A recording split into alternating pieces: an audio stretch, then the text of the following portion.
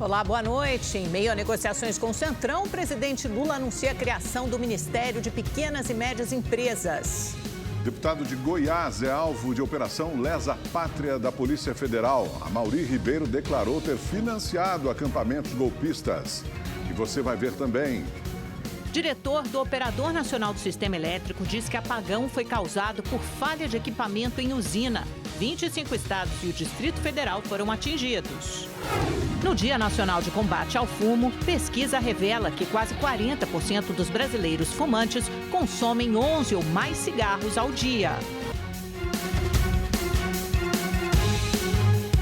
A Justiça do Rio de Janeiro negou o pedido de habeas corpus feito em favor da ex-deputada federal Flor de Lis, condenada em novembro do ano passado a 50 anos de prisão pelo assassinato do marido, o pastor Anderson do Carmo. A decisão da segunda Câmara Criminal foi unânime. O relator Peterson Barroso Simão destacou que a sentença do Tribunal do Júri foi fundamentada com base na periculosidade da ré e na necessidade de garantir a ordem pública. A defesa de Flor de Lis diz que ainda aguarda o resultado sobre o pedido de anulação do julgamento para que a ex-deputada seja submetida ao novo júri. A Polícia Federal realizou 2 operações nos estados do Acre e Amazonas para combater crimes ambientais.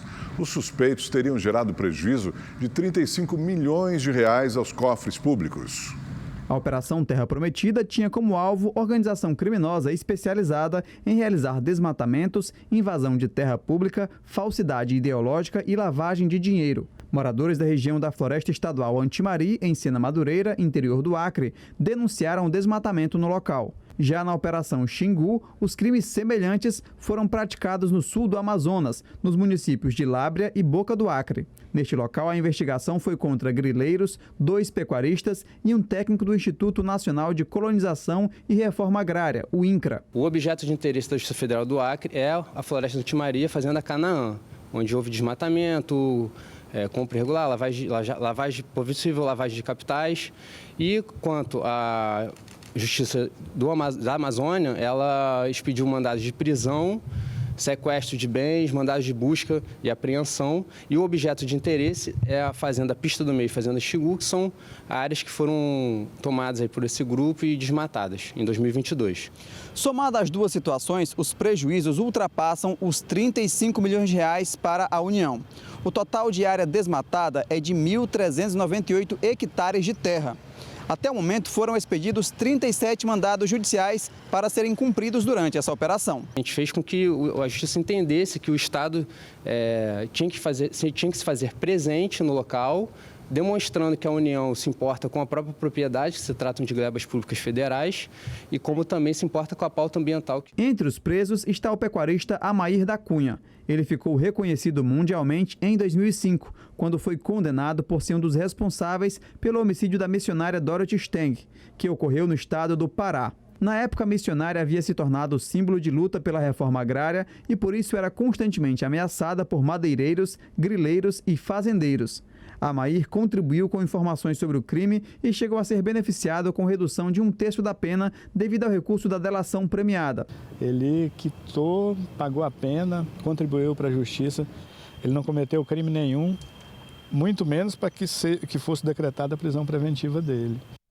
O ex-ministro do Meio Ambiente, atual deputado federal, Ricardo Salles, tornou-se réu em uma ação que apura esquema de exportação ilegal de madeira. A 4ª Vara Federal Criminal, no Pará, aceitou a denúncia apresentada contra Salles por facilitação ao contrabando de produtos florestais. O ex-presidente do IBAMA, Eduardo Bin, e outros servidores também foram acusados. Segundo a denúncia, as cúpulas do Ministério do Meio Ambiente e do IBAMA falsificaram documentos para liberar milhares de cargas de madeira entre os anos de 2019 e 2020. O deputado afirmou que tem certeza que a seriedade e imparcialidade do judiciário vão demonstrar que as acusações são falsas. Falha no equipamento de uma usina foi a causa do apagão que deixou quase 30 milhões de pessoas sem luz no último dia 15. A informação foi apresentada hoje pelo diretor-geral do Operador Nacional do Sistema Elétrico, Luiz Carlos Sioc, durante depoimento na Câmara dos Deputados. Luiz Carlos Sioc e o ministro Alexandre Silveira foram ouvidos pelas comissões de Fiscalização Financeira e Controle e de Minas e Energia. Segundo Sioc, o apagão foi causado pela falha de um equipamento em uma usina de energia usado para estabilizar o sistema. O maquinário não funcionou como deveria e demorou mais de 5 vezes o tempo necessário para entrar em ação. Sioc classificou o fenômeno como inusitado. O tempo em que demorou para a entrada em ação, e deveria ser da ordem de 15, 20 milissegundos, tinha sido maior. Estava na faixa de 50, 80, 100 milissegundos. Nós não tínhamos nenhuma situação que chamasse atenção que fosse da dimensão humana. Ou seja, não houve uma explosão de um grande transformador, não houve uma paralisação de uma grande usina hidrelétrica, não houve a saída de uma grande linha de transmissão, não tivemos nenhuma intempérie. Apesar do resultado preliminar, as investigações continuam, inclusive o inquérito na Polícia Federal para apurar a possibilidade de sabotagem. O ministro Alexandre Silveira negou que haja uma politização do assunto e disse que a falha, que atingiu 25 estados e o Distrito Federal, não pode ser considerada um apagão. Porque o apagão, na verdade, passa para a população a impressão de que nós temos qualquer risco de suprimento energético no país. Então é importante a gente ressaltar que nós estamos com os nossos reservatórios no melhor nível dos últimos 11 anos. O nosso sistema nosso problema não é geração de energia, muito pelo contrário, nós temos energia, inclusive, para poder fornecer ao Uruguai e à Argentina, como temos feito. A Companhia Estadual de Água e Esgoto do Rio de Janeiro, a SEDAI, identificou a empresa responsável pelo despejo da substância que provocou espuma na água que abastece a capital e outras 8 cidades da Baixada Fluminense. Vamos ao vivo com o repórter Tony Vendramini, que acompanhou a entrevista coletiva na SEDAI. Tony, isso afetou ontem milhões de cariocas, né, que ficaram um tempo sem poder consumir por causa dessa espuma dos dejetos aí na Companhia de Água e Esgoto. Afinal de contas, de quem é a responsabilidade? Boa noite, Amanda. Boa noite, Augusto. Boa noite a todos que nos acompanham. Pois é, a entrevista coletiva aqui na SEDAI terminou ainda há pouco e o governador em exercício do Rio, Thiago Pampolha, afirmou que a empresa responsável pelo vazamento desse material é a Burn Indústria e Comércio Limitada, que fica no Parque Industrial de Queimados, na Baixada Fluminense, e fabrica sabões e detergentes, entre outros produtos. O governador em exercício contou que técnicos e policiais estiveram em várias empresas da região e encontraram o material no sistema de águas pluviais da Burn. Esse material teria, então, sido despejado no Rio Queimados e seguido para o Rio Guandu. A Burn não tem licença, segundo o governo, para fazer esse tipo de despejo, que configuraria, portanto, o crime ambiental. Amanhã, novas fiscalizações devem ser feitas em outras empresas para saber se outras fábricas também podem ter feito algum tipo de despejo. O governo estuda agora aplicar multas que podem chegar a 50 milhões de reais. A espuma branca no manancial da estação de tratamento do Guandu foi identificada ainda nas primeiras horas da manhã de ontem, provocando a interrupção do abastecimento e afetando 11 milhões de moradores da região metropolitana do Rio de Janeiro. No final da tarde, o abastecimento foi religado, mas ele só deve ser completamente restabelecido depois de 72 horas. Amanda, Augusto. Obrigado, Tony. O governo estadual adiou para janeiro de 2024 o leilão para a concessão do trem que vai ligar Campinas a São Paulo. A decisão foi tomada para que instituições interessadas possam analisar melhor o novo edital.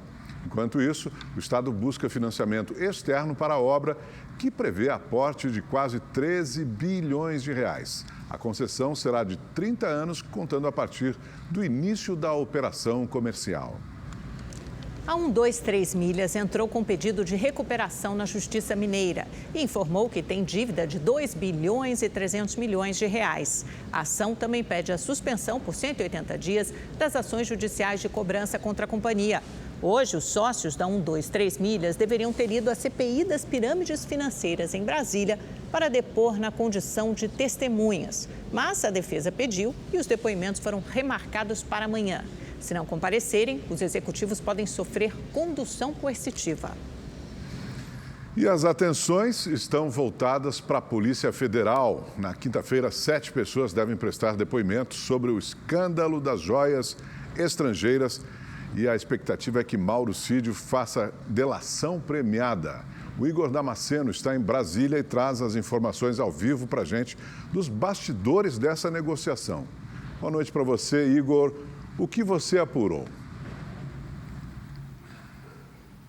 Oi, Augusto. Boa noite a você, também a Amanda. Boa noite a todos que nos acompanham. Segundo uma fonte minha aqui da Polícia Federal, um dos motivos para o depoimento de ontem de Mauro Cid ter durado mais de 10 horas é porque, mais uma vez, o advogado dele, doutor César Bittencourt, teve uma reunião a portas fechadas com o diretor-geral da PF, o Andrei Rodrigues. Essa reunião seria para negociar uma possível delação premiada. Essa delação, ainda de acordo com essa fonte, seria para proteger o pai de Cid, o Mauro Lorena Cid. Ele também é investigado no inquérito que apura a venda ilegal de joias que foram recebidas por Bolsonaro como presentes oficiais. Outro motivo para essa delação é que a pena de Mauro Cid seria reduzida numa eventual condenação. Agora, eu também conversei com um interlocutor muito próximo de Mauro Cid. Ele me disse que a defesa está tendo muito trabalho para construir uma tese para proteger o ex-ajudante de ordens de Bolsonaro. Esse mesmo interlocutor me disse que o antigo advogado de Mauro Cid desistiu do caso por causa da aparição de novas provas. Até então, a defesa tentava provar que a prisão preventiva do ex-ajudante de ordens de Bolsonaro era ilegal. Só que com o surgimento dessas novas provas, o antigo advogado viu que a justiça tinha sim motivos para manter Mauro Cid preso preventivamente. Então, preferiu sair do caso.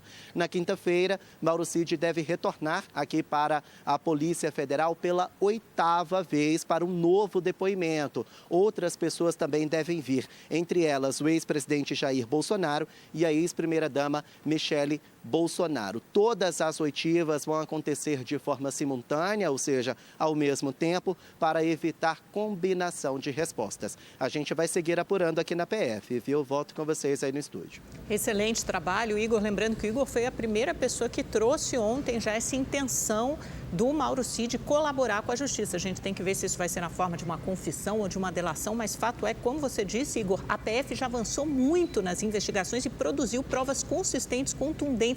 Fica impossível negar, porque tem a movimentação nas contas do Cid, do pai dele, o general Lorena Cid, tem as informações de GPS, de viagens, tudo isso no caso das joias. Mas o cerco a Mauro Cid é muito maior, porque envolve, ele está preso, aliás, por falsificação do certificado de vacinação, tem o caso das joias, dos atos golpistas, é uma teia ali muito intrincada, lembrando que ele era uma espécie de secretário executivo do presidente Bolsonaro, né? A pessoa mais próxima a Bolsonaro durante esses 4 anos. Muito obrigada pelo seu trabalho, viu, Igor? Muito bom.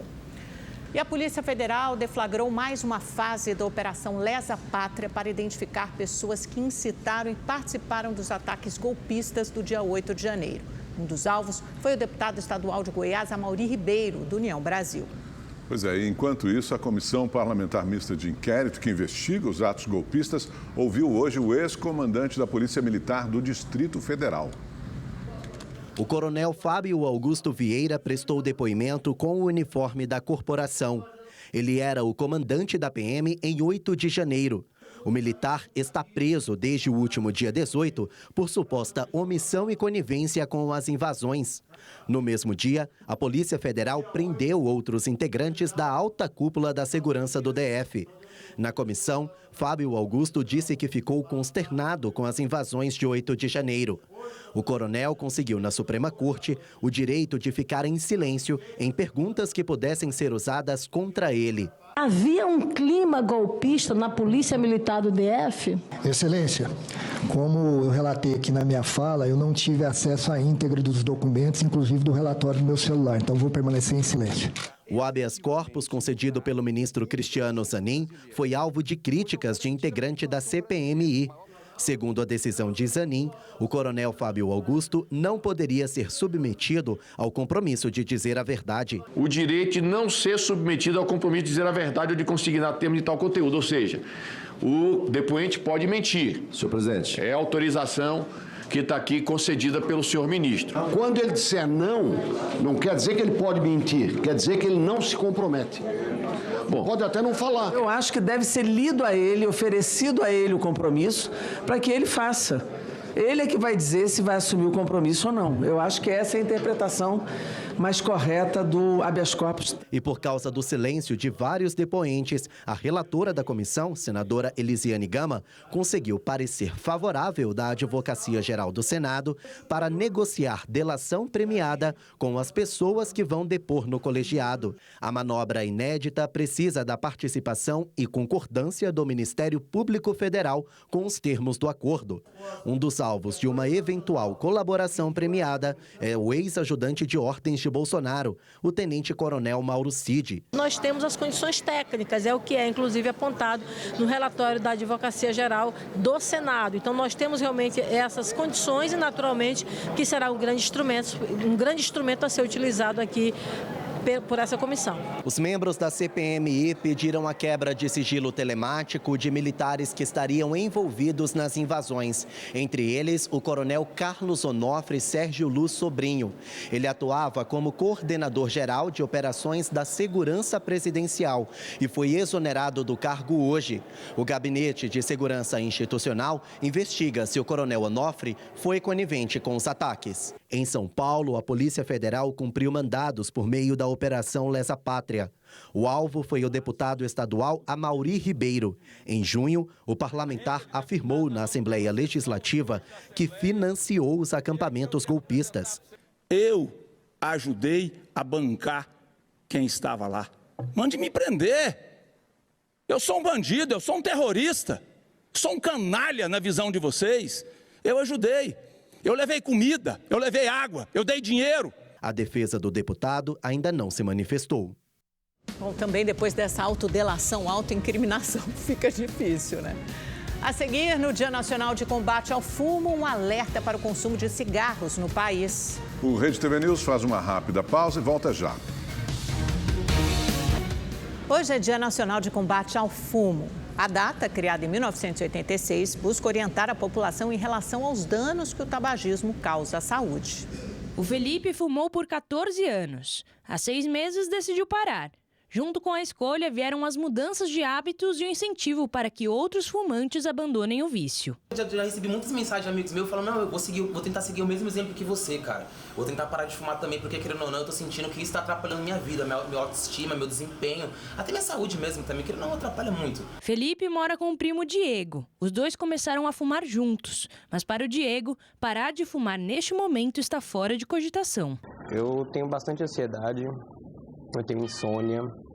Então, quando eu fumo, geralmente dá aquela acalmada e aí eu consigo fazer tudo o que eu preciso. Segundo um levantamento do Ministério da Saúde, cerca de 9% dos brasileiros acima dos 18 anos são fumantes. Uma outra pesquisa feita pela AstraZeneca mostra que 39% deles consomem 11 ou mais cigarros por dia, número acima da média na América Latina. Especialistas alertam que abandonar o tabagismo não é fácil. O tratamento é multifatorial e exige, em alguns casos, acompanhamento psicológico e o uso de medicamentos. Além de medicações tópicas, como os adesivos, a própria goma e o chiclete de nicotina, que fazem a reposição de nicotina no corpo do paciente, os antidepressivos também podem ser utilizados para poder reduzir a ansiedade ou até mesmo melhorar os transtornos de humor em pacientes que têm muita dependência, além de medidas simples como, por exemplo, conversar com outra pessoa, ocupar o seu tempo, praticar exercício físico. Além de prejudicar a saúde, o tabagismo prejudica também o bolso. Segundo o Instituto Nacional do Câncer, o INCA, os brasileiros que fumam comprometem cerca de 8% da renda familiar mensal comprando cigarros. Entre os mais jovens, menos escolarizados e que vivem em estados mais pobres, esse percentual é ainda maior. O Felipe fez as contas e hoje celebra. Não só a melhora na saúde, mas a economia. Você vê o tanto que você gastava, você diminui, você fala, pô, caramba, isso entrando no seu bolso no mês, você podendo guardar isso, você substituindo o cigarro pelo investimento que você quer pro seu futuro. O número de atendimentos relacionados à saúde mental aumentou 400% em São Paulo, de acordo com o governo do estado. A piora está relacionada à pandemia. Aos 50 anos de idade, Alexandre desenvolveu ansiedade e toma medicamento controlado. Os sintomas apareceram depois que ele perdeu o emprego durante a pandemia. Me dava depressão, queria beber, queria usar droga, eu queria morar em calçada, em rua, morei muito tempo na rua, na Sé. Dados da Secretaria Estadual de Saúde de São Paulo revelam que a procura por atendimentos psicológicos nos 6 primeiros meses deste ano aumentou mais de 400% em comparação ao mesmo período de 2019, antes da pandemia. Em relação aos 6 primeiros meses do ano passado, a alta foi de mais de 62%. A pandemia trouxe um acréscimo, Trouxe um acréscimo de sofrimento a condições que já existiam. Então, agravando algumas, e trazendo novas dificuldades. Só o fato da gente ter aí um período de confinamento, de impossibilidade das pessoas se relacionarem, que é algo que é muito benéfico para a saúde mental de todo mundo, por si só já diz de uma dificuldade adicional bem grave. Os números ainda revelam que entre janeiro e junho, os homens são a maioria no atendimento ambulatorial. Apesar disso, as mulheres têm mais preocupação com a saúde mental. Nas consultas psicológicas, elas representam 72% e eles 28%. A gente tem um nível de informação maior hoje que faz com que as pessoas procurem se cuidar, E, de fato, também um aumento do sofrimento, em virtude de uma série de situações da vida das pessoas, que faz com que a produção de sintomas, a necessidade de cuidado, venha se tornando uma realidade mais presente no dia a dia, de forma geral. O padre Júlio Lancelotti irá receber a medalha Gran Cruz da Ordem do Mérito do Ministério da Justiça e Segurança Pública. A condecoração foi criada em 2018 para homenagear aqueles que tenham prestado notáveis serviços à pasta. O decreto assinado pelo presidente Lula foi publicado hoje no Diário Oficial da União. O religioso é conhecido pelo trabalho em defesa dos direitos humanos e das pessoas em situação de rua no centro de São Paulo. Que bom, O padre Júlio Lancelotti foi ameaçado com um bilhete por um idoso, ameaça de morte, mas agora recebe essa justa homenagem, reconhecido. E agora, direto do Espaço da Sorte na Avenida Paulista, a gente acompanha o sorteio da Mega Sena. O prêmio é de mais de 35 milhões de reais. Fique com a gente, voltamos logo em seguida. Até já.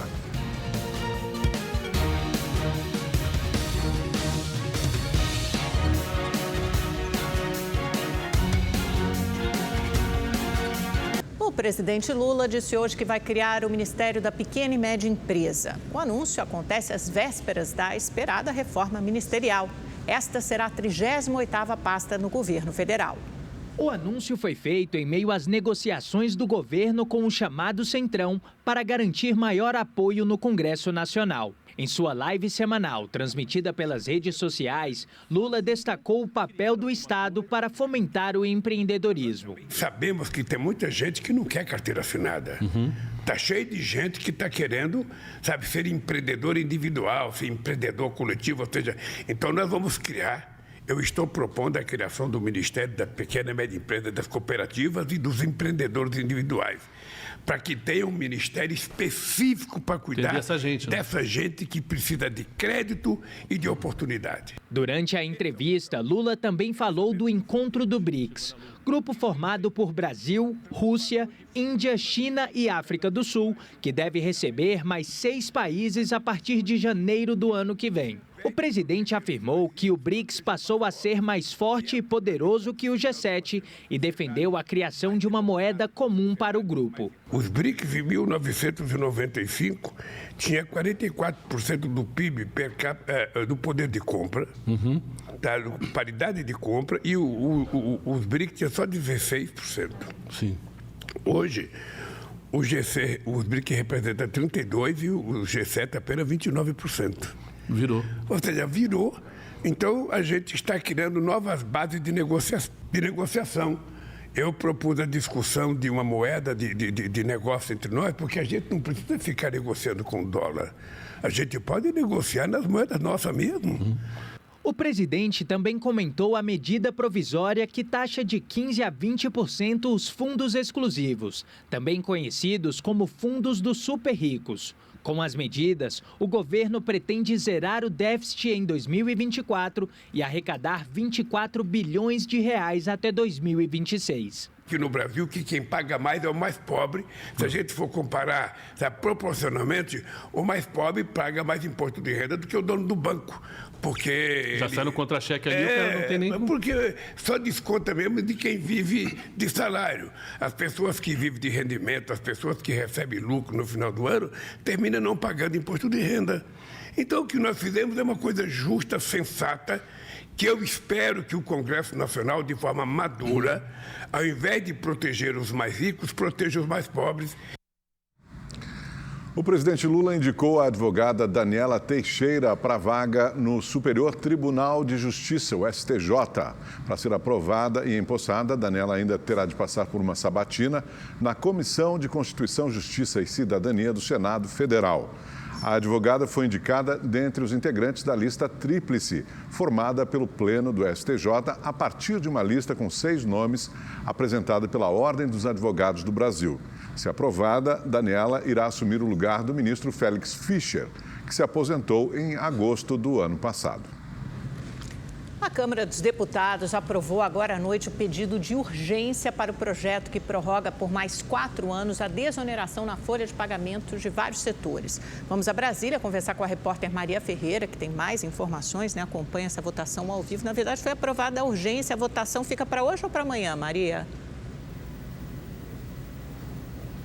Fica para amanhã, Amanda. Boa noite para você, para Augusto e a todos que nos acompanham. A urgência foi votada hoje, foi aprovada por 390 votos a favor e 15 contra.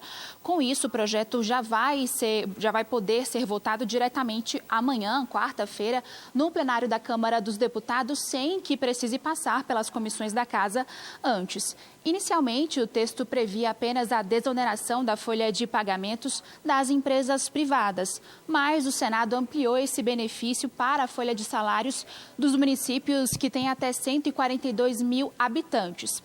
E, bom, a relatora do projeto na Câmara dos Deputados, a deputada Anne Ortiz, atendeu a um pedido dos líderes partidários e vai ampliar ainda mais esse benefício. Vamos ouvir o que ela disse.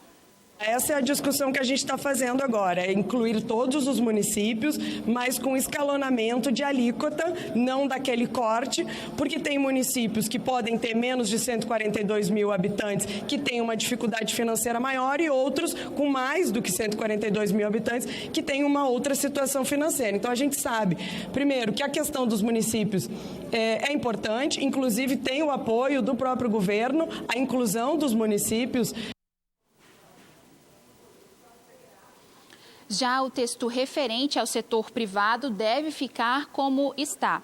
A desoneração da folha de pagamentos beneficia empresas de 17 setores da economia que pagam uma alíquota de 1 a 4,5% sobre a receita bruta, em vez de 20% sobre a folha de pagamentos. Segundo a relatora, a deputada Anne Ortiz, essas empresas respondem por cerca de 9 milhões de trabalhadores. E o governo federal deve perder na arrecadação cerca de 9 bilhões e 400 milhões de reais por ano. Eu volto com vocês no estúdio. Obrigado, Maria. Governadores estiveram hoje no Senado para participar de uma audiência pública sobre a reforma tributária. Eles temem perder a autonomia com o Conselho Federativo criado pela nova lei e pedem mudanças na distribuição do Fundo de Desenvolvimento Regional, que vai ressarcir perdas com a reforma. O plenário do Senado foi a segunda de 8 audiências públicas propostas pelo relator da reforma tributária, senador Eduardo Braga, para discutir o texto que veio da Câmara. A proposta acaba com 5 tributos: PIS, COFINS e IPI federais, o ICMS estadual e o ISS municipal.